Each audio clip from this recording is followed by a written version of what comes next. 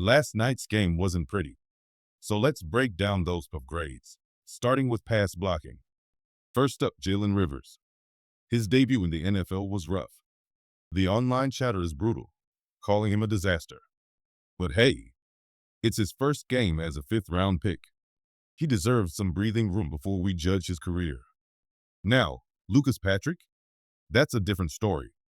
In 11 pass blocking snaps, he posted a 37.1 grade. Absolutely unacceptable. Honestly, it's almost reminding me of the worst days we saw from Alex Kappa. And that's saying something.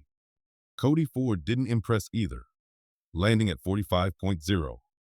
If this is really the right guard competition, the Bengals might need to start looking outside for help. Before we get to the rest of the numbers, make sure you subscribe to the channel, hit the like button, and tap the bell icon so you never miss the latest Bengals updates. Back to the grades. Cordell Volson played 15 snaps at left guard and came in at 61.7, at least a solid performance. La'el Collins held strong. Ted Karras, fantastic. That's what you want to see, even if it was against the Eagles' backups. Last night's Bengals lineup was heavy on second and third string players, so the numbers tell an interesting story. Coker stood out with a 77.9 pass blocking grade. Solid work in limited action. Remember, grades don't tell the whole tale, but they do give us a snapshot of performance. Unfortunately, Sami Perini's pass protection was a disaster. An 8.8 grade on 7 snaps is about as bad as it gets. On the ground, the Bengals ran the ball fairly well, but the run blocking grades were mixed. Yoshi surprisingly ranked last among blockers, even below quarterbacks Joe Burrow and Desmond Ridder, which raises the question of why QBs are even included in run blocking metrics. Jalen Rivers posted a 59.1, Lucas Patrick a 56.9, and Cody Ford a 54.2. Cordell Volson came in at 51.5. The bright spot? Fairchild. He was the best run blocker on the field and also one of the top pass blockers. A reliable anchor who plays with consistent technique. Jackson Kirkland chipped in with a respectable 60.7 at left tackle over 8 run blocking snaps, showing potential. Defensively, run support had its weak link. The worst grade of the night went to Ivy. You don't expect much run defense from corners, unless it's someone like Mike Hilton, who thrives in that role. Run support wasn't a strength for the Bengals last night.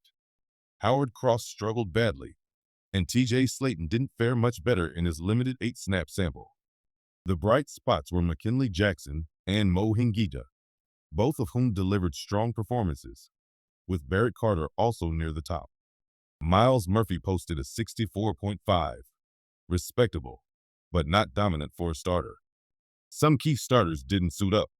Cam Taylor-Britt, Dax Hill, Trey Hendrickson. So this wasn't a full-strength defensive unit.